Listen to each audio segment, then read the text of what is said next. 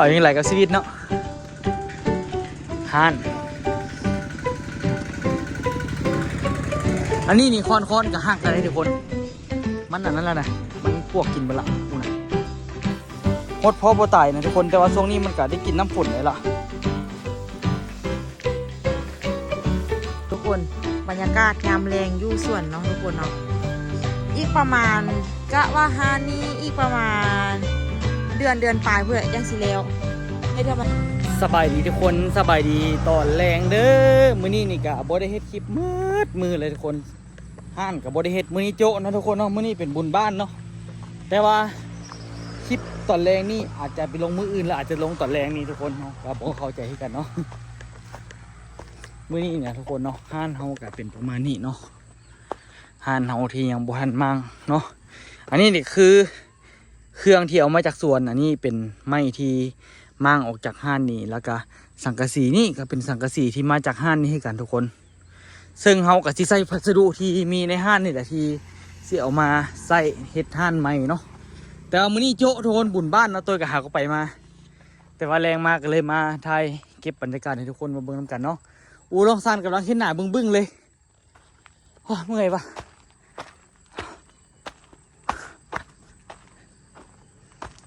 อูลองซ่านเป็นอย่างนี้อูลองซ่านเมื่อยน่ะนอนหากก็ตื่นนอนเมื่อยไม่จัดเมื่อยอยู่อ่ะโอ้ยเมื่อยก็ซ้ำนี่อย่างไรกับชีวิตเนาะฮันอันนี้นี่ค้อนกับหักกันเลยทุกคนมันอันนั้นแล้วนะมันพวกกินไปละมูนะอันนี้นะหลังจากเขาเฮ็ดอันนะเสาแล้วเนาะทุกคนเขาก็ซีได้ทุบมันเลยพอจอยทุบอันนะแถวนี่แหละแต่ว่าบูฮู้เราว่ามันตัวใดฝนตกแล้วกับละเอียดไปเลยฮันที่มีมาโดนนานทุบแล้วก็เหลือประมาณนี้มือนี้บริเฮ็ดเวียกมืดมือตัวกับวิลินมืดมือเนาะแต่กะตัวกลับแต่หัวแรงเพื่อสิมีเวลาพักผ่อนเนี่ยหักก่อนให้ทุกคนว่าบ่หักโคตรแข็งเลยไม่นี่สุดยอดเลยรู้สึกว่าตั้งแต่มืดท่านมีแต่ไม้นี่แหละค่อนข้างว่าดีเนาะแล้วบ่หล่อประดาวมืออื่นเอาดินมาใส่ปะฮะติดต่อกันเหรอ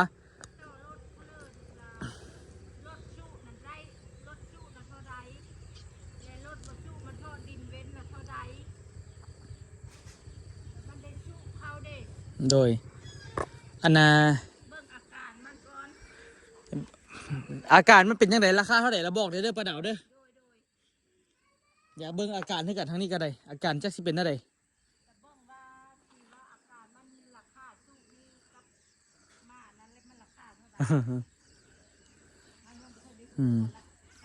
อันนี้นะทุกคน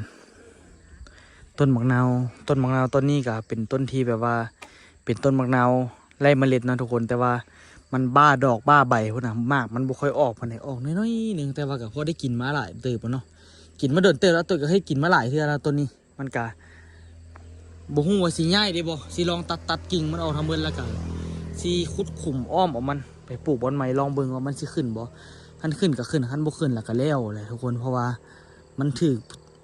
จุดปลุกสร้างเขาได้มื้ออื่นนี่ตัวสิได้เกี่ยมขุดขุมแล้วก็ผสมปูนแล้วก็เทใส่ขุมไว้เนาะว่าเกี่ยมไว้แล้วก็หลังจากมันแข็งมื้ออื่นแล้วก็มื้อฮื้อนี่คือสิได้สั่งเสาเขาจะเอามาลงแล้วก็ตั้งเสาไว้เลยเนาะทุกคนแต่โอ้ยยังบ่ได้สั่งบล็อกเพิ่นให้ได้นี่ที่เอาข้าวแต่เมื่อกี้ออกเป็นบ่วงเลยกี้ออกแค่ออกว่ามันหักแม่นฮะทางหักทางเอียหั่นล่ะคือกันล่ะพ่อตัวหักอยู่กัดแล้วว่าหัวหนู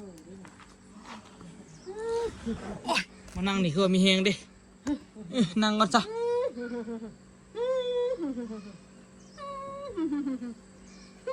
เขาบ่ได้สั่งบล็อกเถอะวะสั่งปลาไว้เหรอนะเอ้ามันพอสั่งแล้วก็ใกล้สิตั้งเสาแล้วดิ สั่งเขาเจ้าเฮ็ดไว้หั่นนะบัดฮอดมือเอามาแล้วก็เอามาน่ะ บอกง่ายนะ น่าจะได้ใส่บล็อกใหญ่อยู่ บอกน้อยเลยไอ้สี่เฮ็ดยากลาเปลืองปูนค่ะเดี๋ยวไปสั่งบอกง่าย บล็อกใหญ่น่าจะได้ใส่บล็อกใหญ่แต่ว่าบล็อกใหญ่กับราคาก็ก้อนหนึ่ง8,000กีบบ่แม่นบ่ น้อยสี่พัน ได้ขายอยู่บ่แม่จันมื้อนี้ได้ขายเท่าใด ให้มันย่องมันแย่งเงินลูกป้าเขาเดิน เอามื้อนี้ได้ขายเท่าใดเอ้าฮอดแรงนี่ เงินซ่อนแซ่ไป 200,000ปลาย มือค่ายมือบริ มื้อนี้บ่มีคน เอาเขาไป เขาจะไปลิ้นบุญเบิดน่ะมื้อนี้น่ะขนาดเจ้าของก็ยังไปลิ้นบุญ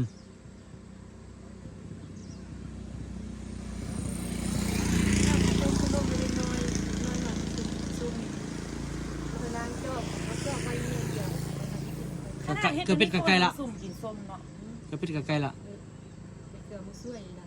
โอ้ไก่จะกูมีซับเดียวคือไก่ลาดน่ะ ว่า อันนั้นเนาะขนาดเฮ็ดซ้ำนี่เขาก็ยังมาสุ่มกินนั่นเนาะ เปิ้นลดลงแล้วลุงจ้อยมาระยานลุงจ้อยโอ้ยเป็นยานี่เนี่ย มันไง เปิ้น ย่านเฮียง ผู้เดือกับยานพอคนมันน่ะผู้เขาคือกันยานพอคอยว่าสิน้ำแต่ยางย่านแต่ยานเมฆมันของผม เดี๋ยวจะไปฮดพักไปอยู่ ทันสิอาบกับฮ้อนพวก มี จะ หลา ค ย อย แนวอยู่ทุกคนใกล้สินอนเลยจังอาบก็ได้อูยามนี้มันบ่ฮ้อนหลาย แม่นอน สินอนแล้วจึงไปอาบมันจึงบ่เปื้อนมันจึงบ่เอี้ยเห็นบ่นี่หน้าดีแล้วดิ อยู่ในอีเมลเราฮ้อนเราค่อยเอาลงไปลงพุ่นเย็นก็เพื่อพัดลมมาเลยเสื้อละคอยยุบลงยุบลง ตุ่มฟดเหือหยังวะ ขึ้นนี่ก็ดี อันนี้ก็เป็นอีกส่วนพักหนึงเนาะที่แม่จันมาเฮ็ดอยู่ทั้งหน้านี่เนาะแต่ว่าบ่ได้มาค่อยมาแวะปานใดโอ้โธเห็นต้นสมุนไพรพ่อจอยเว้ย ถ่ายคลิปไปเลยเห็นสมุนไพรแล้วดิ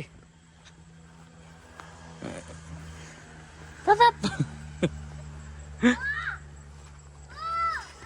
อันนี้แม่จันหดผักเรียบร้อยละปลูกผักก็บ่ได้ขายนะปลาดาวนะช่วงนี้เนาะโอ้เฮ็ดพิเลอร์ก็มีเดียขายตกตำ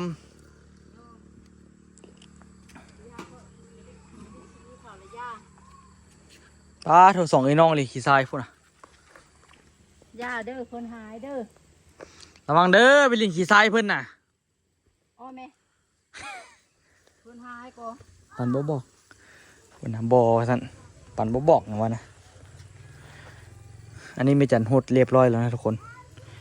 หดเรียบร้อยแล้วผักหอมแล้วก็มีหอมลาบปลาดาวกำลังหดทางนี้ก็สิได้ไปหดสวนให้กันแล้วนี่มันสิมืดแล้วนี่ ชวนกับคนน่ะ แม่นว้า เมาปะ เติมหนึงอยู่เดิ นาย เนยเมาเลยยังมาถ่ายคลิปอยู่บ่ถ่ายก็บ่ได้เดี๋ยวบ่มีลงมืออื่น อ่ะถ่ายไปซะแล้วนะทุกคนเนาะติดตามไปนํกันมาคุ้งอันนี้ก็ยังน้อยๆอยู่ว่าสิไปตามกินก็บ่ได้กินซ้ำไปกินตำอยู่หุ่นมันเป็นอย่างไรมันเป็นทำแม่งเอ้าโอ้สละนี่ไม่จันตัดมันละแต่มันก็บ่ค่อยมีอหย่างใดทำไปเดี๋ยวเราไปหดพักอยู่ลุมพุ่นเนาะเบิ่งยังไงว่าหน้าตาเมาวะหน้าตาสดชื่นปะนี่เนาะ ไป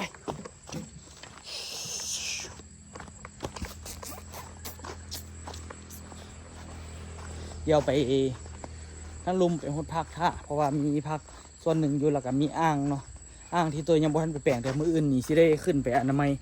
ว่าสิไปอนามัยบางส่วนแล้วว่ากินข้าวแล้วสิไปอนามัยกับบ่ทันซ้ำอ่างตัวนี้มันซึมอีกแล้วทุกคน มันซึมหลายตัวเลยปล่อยน้ำใส่ต้นไม้ออกเบิดเลยแล้วก็สิไปอัดไม้สิไปเทปูนเทซีเมนต์ไม้แล้วก็บางทีนี่สิไปทาสีไม้อัดหูมันเนาะเพราะว่ามันค่อนข้างว่าซึมหนักอยู่นี่แท่งตัวนี้ซึมไหลดิแต่ตอนนี้บ่มีน้ำเลยบ่มีน้ำจักหน่อยละเพราะว่าตัวปิดละมาโหดพักช่วยกันเด้อทุกคนเด้อเดี๋ยวไปเกลือป่าก่อนแล้วจึงมาโหดพักป่าก็ค่อนข้างมากินหลายเดี๋ยวนี้หัวอาหารเปาหนึ่งเบิดไว้สองอันนี้นะจึงสิอิ่มนะเดี๋ยวนี้2 อันนี้อาจจะบ่อิ่มซ้ 2 อันขั้นตักอันหน่อยนี่บ่อิ่มก็โอ้เหี่ยเบิดหล่นลงพื้นหมดเลยเสียดายจังเลยอย่ามันไปอันนี้นี่บ่ฮู้ว่าแม่จันสิได้เฮ็ดอันน่ะปลูกผักซำใดยามใดเบิ่งทุกคนเบิ่งต้นไม้ออกอยู่ไม้เลยทางลุมนี่ก็มีขี้ดินอยู่ทุกคนมื้อเช้าตัวปลูกต้นมะขามหวานอยู่หั่นบ่ฮู้มันสิคืนบ่อยากเหี่ยวๆนิดนึงเด้อน่ะมะขามหวานเอามาแต่สัญญาบุรีเนาะสัญญาบุรีนี่อยู่แก่นเฒ่านี่ค่อนข้างว่าเด่นเรื่องมะขามอีหลีทุกคนเด่นแท้เด่นว่าเดี๋ยวนี้นี่กะเฮ็ดสวนเฮ็ดหยังกะถามว่าได้เงินบ่กะบ่ค่อยได้เงินคือเก่าละมันคือว่าแหละช่วงนี้ราคาผักมันแพงมันถึกเอ้ยมันแพงซั่นนี่มันถึกเลยแปลว่าบ่ค่อยได้เงินน้ำนี่ก็ปล่อยแล้วเลยอึ๊บโอ้เป็นน้ำใดหรือน้ำห้วยอันนี้นะบอกมันออกบ่ค่อยแห้งว่าใดกินข้าวเด้อ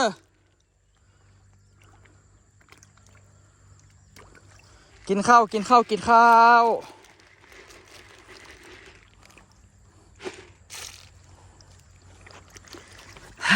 ความมาเห็นกับมีความสุขใหญ่ทุกคน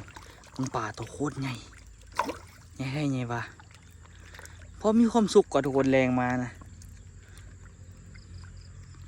ความสุขของคนกับมันก็ต่างกันเนาะได้ไหมเกลือข้าวเกลืออย่างกะมีความสุขไปละได้ไม่เห็นปลากินเหยื่อดีกันที่ความสุขขั้นปลาบ่กินเหยื่อนี่กะว่าไปแนวไม่นะทุกคนคลองใส่ไก่ที่ตัวขุดเองสร้างมาเองว่าสิขุดอีกจะคลองอยู่ว่าสินะเฮ็ดเป็นคลองนะสำหรับเลี้ยงกุ้งตัวจากเลี้ยงกุ้งฝอยนะมึงเด้อมองนี่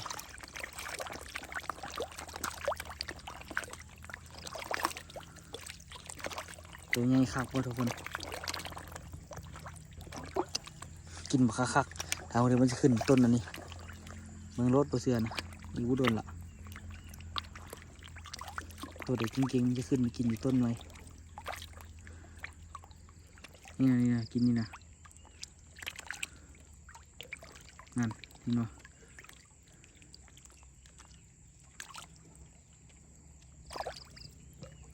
มันยังไม่เห็นนี่เลยเก็บขึ้นละแต่มันขึ้นบ่ได้เจ้าหน่อยก็โป๊ะปีนขึ้นมาแล้วแหละ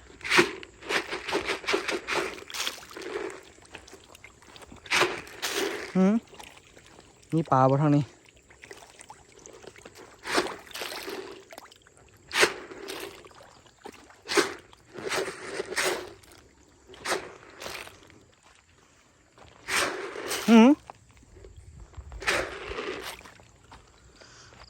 ให้อาหารสลายเลยแรงละทุกคนเลยบรรยากาศตอนแรงเนาะบ่ได้เฮ็ดอย่างเลยมื้อนี้แต่ก็คือว่าเลยเนาะมื้อนี้ก็ต้องมีมือพักเนี่ยเฮ็ดเวียกคู่มือหลายเมื่อยมื้อนี้เป็นมื้อบุญบ้านเนี่ยก็เลยแบบพักซะบุญบ้านคนอื่นเนาะแต่เฮาก็ไปเมานำ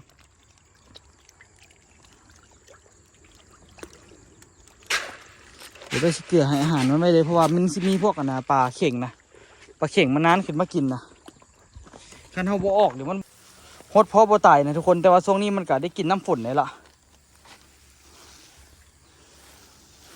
นั่นนึงจะบัว2 บัวพอละเบิ่งอันนี้จนสิออกดอกล้นเต็มละเพราะว่ากินจนเหลือนะทุกคนแต่ว่ากะเฮ็ดให้เฮาประหยัดเงินได้หลายในการแบบบ่ได้ไปซื้อผักซื้อมีกินเนาะเฮาเฮ็ดสวนนี่ก็ได้มันก็มีข้อดีหลายอย่างอยู่ต่างแต่ว่าข้อเสียมันก็มีคือกันข้อเสียคือเฮาต้องได้ดูได้มันในการโหดต้นไม้นี่แหละเนาะแต่มันก็เป็นช่วงแรงๆเนาะคันสมมุติเฮาแบบว่าบ่ได้ไปเฮ็ดเวียกเฮ็ดงานอย่างไรกะโหดผักสำเร็จนึงก็10-20 นาทีก็แล้วแล้วนะบ่ต้องได้ไปเฮ็ดแบบให้มันแบบว่าใช้เวลาเป็น2 ชั่วโมงหั่นน่ะมันก็พอได้อยู่เฮ็ดเวียกพวกนี้กระจิกกระปอกกระเป๊กกระปอกเนาะ ตูบเฮากะอยู่นี่คือเก่าแต่ว่าช่วงนี้นี่ย่านได้ใหญ่ครัวอีกแล้วทุกคนเอ้ยชีวิตบอกตัวมันหลายแนวเนาะเสียท่านเฮ็ดอย่างมันก็ต้องได้ลงได้จริงจังกับมันเฮ็ดท่านก็ต้องได้เฝ้าสินะแต่ก็ยาเท่าทุกคนชีวิตมันก็เมื่อยละต้องได้หาแนวอื่นสวยนำเขาสิมาหวังแต่ทางเดียวมันก็บ่ได้เนาะมันต้องมีหลายๆทางเข้ามาประกอบปนเปกันสวยๆเกื้อกูลกันมันก็จึงสิแบบอยู่รอดเศรษฐกิจของมือนี่เรทเนี่ยก็ตกต่ำเงินก็ตกตัวซีซื้อเครื่องซื้อของก็โคตรแพงได้แพงว่ะหลายคนเข้ามาก็บอกว่าโอ้ยบอกตัวมันคือจมคักแท้ เว้าคนเดียวนะทุกคนเด้คันมีคนมาลมน้ำใครได้ลมคนเดียวว่าจมไม่ฟังก็จะสีจมไปอย่างเนาะหอมลาบจากที่เคยราคา85 บาทกีบดิ่งลงมาทุกคนเสื้อบอ15 บาทกีบก็บ่มีคนซื้อทุกคนเดี๋ยวนี้นะแต่ว่าเขาก็เอาไว้กินแน่เอาไว้แบบนั่นเนี่ยมันก็พอได้อยู่บางทีก็เอาไปเงินส่วนที่ขายผักก็ไว้ไปซื้อซีนไว้ไปจ่ายค่าไฟมันก็ได้อยู่ก็ทุกคนมันโมเมนต์ว่าข้อเสียมีแต่ข้อเสียเนาะข้อดีก็มีหลายอย่างคือกันเบื้องต้นอันนี้นะต้นอันนี้อูคำจนแบบพอเก็บแล้วนะทุกมือนี่ต้นอันนะดอกตะวินมันแก่แห้งละไม่จันเก็บไปเมี่ยนละหดสำเร็จสำนึงมือแรงก็อาจจะฝนตกอีกหรืออาจจะฝนบ่ตก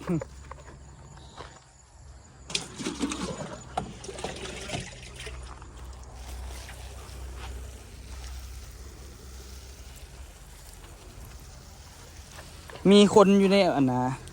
ทางอเมริกาเพิ่นบอกว่าอาชีพคือตัวเฮ็ดที่แบบแต้มอย่างนี้ได้เงินดีได้สันดิ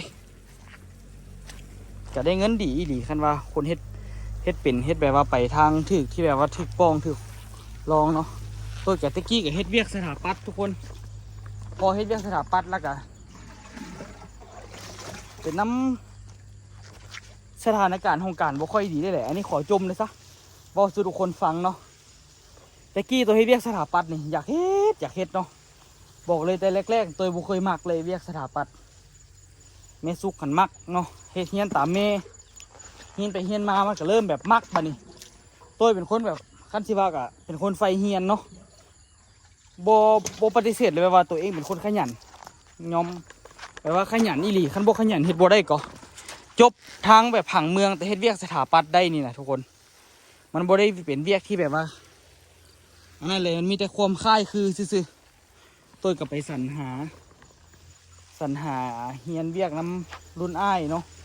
ที่เขาเจ้าจบสถาปัตย์เขาเจ้าเฮ็ดเวียกสถาปัตย์ไปขอซอยเวียกเขาเจ้าแต้มแบบซอยเขาจนแบบว่าได้วีซ่านำเขาเจ้าก็สอนไปเฮ็ดอันนี้เด้อมันก็พอแบบว่าเอาไปเอามามันก็เลี้ยงชีพตัวเองได้เนาะเฮียนมาพอแต่เฮ็ดเวียก7 เดือนหมู่ในห้องการมันก็บ่ค่อยดีว่าซั่นซะแบบว่าสิว่าจังได๋วะหมู่ในห้องการบ่แม่นบ่ดีดอกแปลว่าเขาดีโพดเขาเจ้าแบบมันบ่เข้าสไตล์กันนะบ่ลงเอยกันอยู่ในห้องการมีแต่4 คนแต่ว่ามีคนออกคนหนึงแล้วเหลือตัวคนเดียวเนาะตะกี้เหลือตัวคนเดียวตัวก็เฮ็ดเวียกไปแล้วก็มีเอื้อย2 คนกินข้าวกันยังบ่ได้กินร่วมกันละกินข้าวก็กินแยกเนาะมันเลยแบบตัวเลยเบื่อเวียกห้องการแฮงแต่ละมืออยู่แต่หน้าคอมบ่ได้เฮ็ดอีหยังเบื่อแท้เบื่อว่าแต่ว่าตัวอาจจะแบบว่าคันสมมุติว่าเฮ็ดอันนี้บ่ไปบ่มานะเฮ็ดอีหยังบ่ไปบ่มาตัวก็อาจจะไปเฮ็ดอาชีพเก่าก็เป็นไปได้เนาะแต่ว่าปฏิเสธบ่ได้เลยทุกคนเวียก YouTube นี่เฮ็ดให้แบบว่าได้อยู่นำครอบครัวอยู่นำลูกอยู่นำเมียเนาะมันก็ดีไปอย่างแต่ก็ต้องใช้ความขยันคือมื้อนี้แหละเมาก็ต้องได้คลิปเนาะให้ทุกคนได้มาเบิ่งนำกัน แต่ก็ยังดีที่แบบว่าตัวเดียวกับยังมีแบบ FC ที่คอยแบบซัพพอร์ตที่คอยช่วยเหลือในหน้าที่นี้บ่เป็นอย่างใดช่วยเหลือในการแบบว่าช่วยเบิ่งคลิปเนาะทุกคนเนาะช่วยเบิ่งคลิปเบิ่งคาก็เป็นการดีไป แต่ก็มีแม่ฮักแน่เนาะเพิ่นก็ซื้อเครื่องดินเหวโต้ซื้อเครื่องเนาะปฏิเสธบ่ได้เลยเรื่องนี้ทางอเมริกาในทางออสเตรเลียนี่ซื้อเครื่องเหวโต้ก็ถือว่าขอบใจเด้อเครื่องพอใส่แม่หมอนคนก็ซื้อให้หลายเนาะเบิ่งคนบ่ช่วยเวียกช่วยงานน่ะมาแล้วก็มาบูลลี่อีกมาเว้าสอนความอีก นี่เจ้าเขาสอนความค่อยเด็กทุกคนเบิ่งไหมลูกขี้บ่อยากล้างขี้ลูกไปจะเอาลูกเป็นหลานล้างขี้แล้ว มันสิมืดละอูมันโบแมนอันนั้นดอกว่าเราบ่อยากล้างขี้ลูกว่าซั่นเด้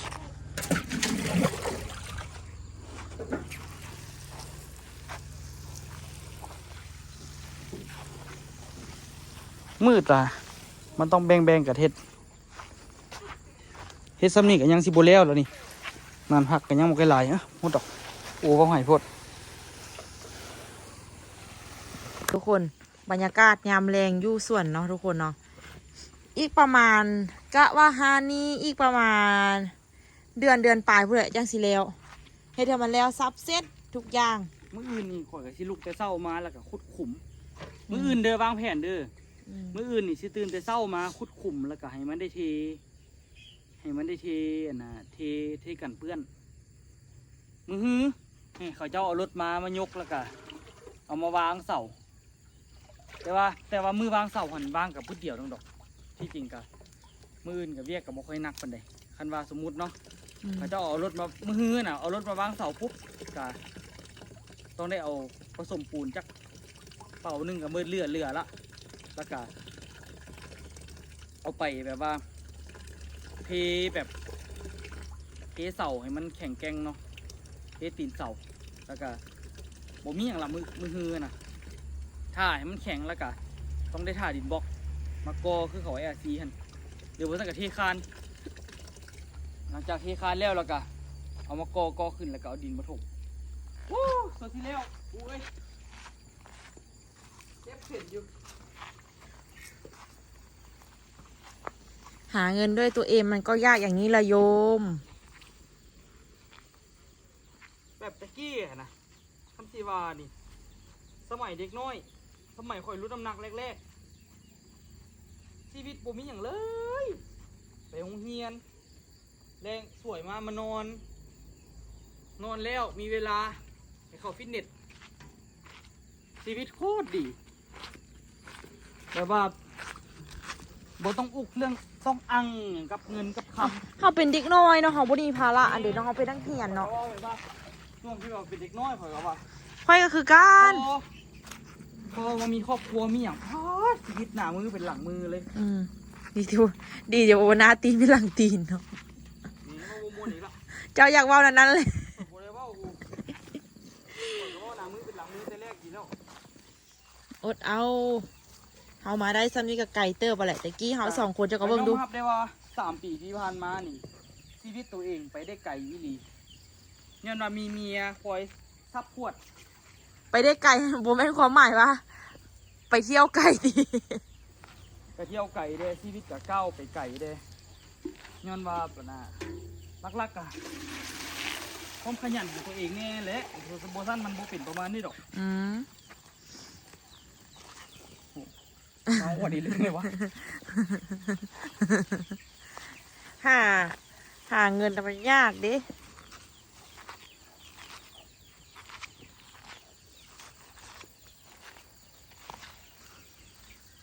ยากทีเลย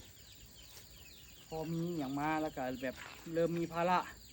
มีค่ารถต้องจ่ายมีลูกต้องคอยเลี้ยงดูแต่โชคดีที่แบบว่าเขาโบเป็นเศรษฐกิจยวนคือแบบว่านะทางกรุงเทพเขาจะบอกว่าแบบว่าบ้านเซาเขาซื้อเนาะเขาอยู่ดีเขากับแบบว่า เขามีแต่เข้าซื้อเขานะ บ้านเซาบ่มี บ้านเซาบ่มี เขาซื้อนี่ก็เกือบบ่มีเลยเขาอยู่แบบนี้นี่มันกับแบบว่า เขาก็หาได้หาพอได้กิน ได้พอได้กินแล้วก็ นี่ชีวิตอิสระคืออูนี่โอ้ยตื่น10 โมงสวยก็สบายโอ้ เวียคอยอิสระเนาะจะเฮ็ดยามเดยก็ได้เฮ็ดตอน1 โมงกลางคืนก็ได้เวียคอย ได้สบ ได้แต่แสงอาจจะบ่งามซื่อ อันนี้ไม่จัดปลูกหอมเพิ่มทุกคนต่อไปอีกประมาณเดือนหน้านี่หอมสิเริ่มราคาขึ้นละ ๆหอมราคาขึ้นแล้ว เมื่อวานนี้แม่จันเอาอันปลาดุกให้สกูลไปกินหลายตัวอยู่สกูลก็เอาไปปิ้งแล้วก็ไปเอากับตำหุ่งสู้น้องตุกกิน ปิ้งเฮ็มนะอูเนาะแซ่บบ่ ยามมื้ออื่นเฮ็ดเวียกแต่เช้าแต่เสี่ยวเด้อละ เอาไม่ดู เฮ็ดเวียกแต่เช้าแต่เสี่ยว เจ้าเรียกได้เท่าตัวเดียว โต้ย มองไหมเต้าอันดวงจันทร์ขึ้นแล้วตัวโอ้ย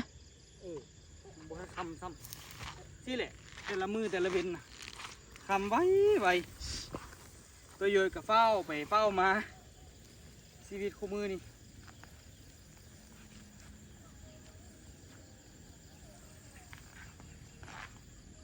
ต่อไปเดี๋ยวทางหนังนี่สิบุกเบิกทุกคนบุกเบิกปลูกกันเบิด ปลูกอ้อย ปลูกน้อย ไม่แล้วไม่แล้ว แต่ว่าเขตที่แบบว่าปลูกมันต้นนี่อาจจะปลูกอ้อยอยู่ ค่อยว่าหาเอาไปปลูกอยู่อันดอนแจอันมันต้นอันโตไม่จันปลูกเลยบ่อ้อยนะ ขั้นบ่ใส่ฝุ่นบ่ใส่อย่างมันก็บ่งามกู เอาก็เฮ็ดเป็นร่องคือเจ๊ปู่อะไรก็เสื้อฝุ่น เฮาหรือข่อยคนเดียว เจ้าก็ได้ค่อยเฮ็ดก็สิเป็นเดี๋ยวเจ้าผู้เห็นค่อยเฮ็ดสิบ่ เจ้าเฮ็ดให้ข่อยเบิ่งเนี่ย อืม ข่อยสิไปเอาแนวมาให้ไป โอเค ดูแลเองได้ล่ะ โอเคค่อยจะเบิ่งคลิปเจ๊ปู่กันมาเราปลูกกันเด้อ ขี้ อ้อยอันเด้อก็ตัว สุพรรณ50 อ้อยสุพรรณ50ของป้านะคะคิดฮอดเพิ่นเนาะคิดฮอดของไอ้วานไอ้โลดเนาะโอ้ยโดนกันเด้อ มือก่อนนี่อยู่บ่อยู่กับคิดฮอดขอไอ้รถบ่ได้โทรหาเขาโดนกระโทรหาเพิ่น ไอ้โลดขยิกอยู่ไอ้โลด ไอ้รถบอกว่า 80% ละอันมื้อใดมื้อหนึงไอ้รถดีนี่มีแผนไว้ซิดเบ็ดอยู่กูทะเลนี่ให้เจ้าอยู่เฮือนก็บอกว่าโตถ่าเดี๋ยวข่อยสิไปซิดเบ็ดก็เชื่อเจ้าไปบ่ได้ดอกมันกลางทะเลเลย เอาไอ้ตีให้ได้ไปนำ โดนก่อนพอแล้วก็ขอที่ไปด้วย มันค่อยบ่ได้ไปทะเลค่อยกลับไปอยู่บ้านไอ้บีท่าเอ้ย ไปที่อย่างยูเงินท่าแล้วก็ตัว บ่แล้ว โอ้ผิดที่ไปอยู่บ้านได้บีถ่ายอยู่นิดหลายไปจะไปขี่รถได้วันไป ค่อยขี่รถอัน จะอยู่ลองซานท่าไปกับไอ้ตีไป ค่อยขี่รถไฟเอ้ย แล้ว ฮะ ตรงนี้นี่พักบ่ค่อยหลายคือตะกี้ทุกคน มันฮ้อนมัน เดื ก็ อนหน้าโซนนี้ราคาถือเลยบ่ค่อยสนใจกับพักมันเลยแต่ก็พอมีอยู่มีกินเนาะอูเนาะ แม่อันนี้ปลูกเพื่อเดือนหน้านี่เพราะเดือนหน้านี่มันเริ่มสิพักราคาสิขึ้นหมดละ แล้วเหรอดิ ปลา เมื่อยลายเมื่อยลายไปเบิ่งต้องสั่งดูนี่เลยล่ะ แหงกริบมาเห็นบ่ ข่อยเห็นตัวเขียดเต็มเลยโอ้ อ๋อเห็ดนี่เนาะกินอิ่ม เห็ดเฟือง สภาพเห็ดเฟืองตัวโยยโยเออยากมาเฮ็ดให้ดิแต่ว่าบ่ได้กินเดี๋ยวนี้แหละทุกคนอันนี้แหละที่เป็นพระเอกเห็นบ่มันเริ่มปรุงเด้เขาบ่ได้ใส่ใจมันก็ตายไปแล้วส่วนหนึ่งแต่ว่าส่วนหนึ่งนี่ก็แบบยังคืนอยู่เพราะฝนตกมามันเริ่มพามทุกคนมันเริ่มออกมากผลิตออกดอกออกผลแต่กี้ปลูกอยู่แจนั่นนำแต่ว่ามันบ่ค่อยออกอันนี้ก็ปลูกคือกัน แต่ว่าบ่ได้สนใจกันเลยแบบว่ามันบ่งามก็เลยปล่อยถิ่มซื่อๆฮะบ่เหลือได้ปะ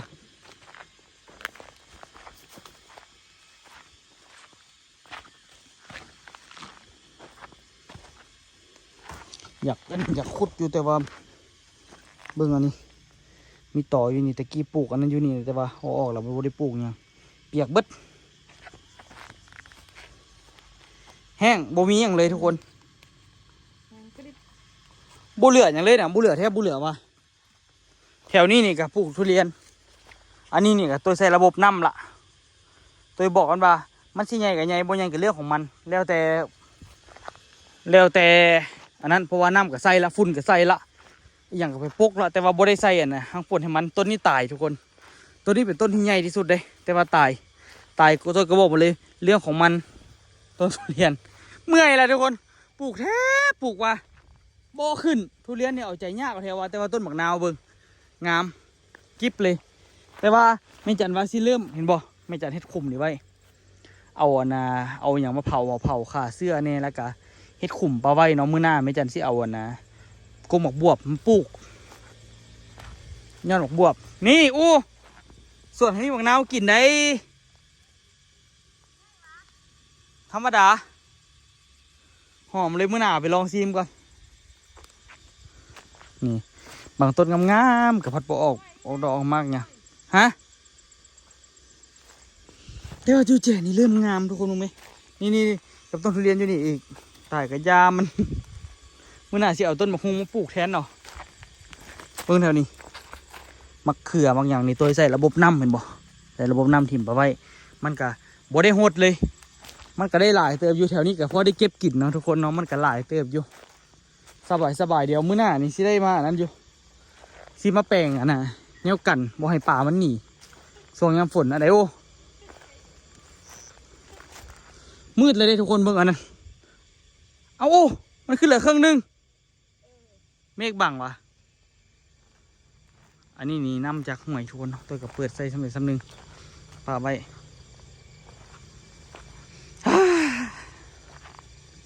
นี่แหละทุกคนชีวิตของตัวโยยเนาะเฮ็ดมาหลายอย่างแล้วแต่บุรวยจักเถื่ออาจจะรวยในตอนหน้า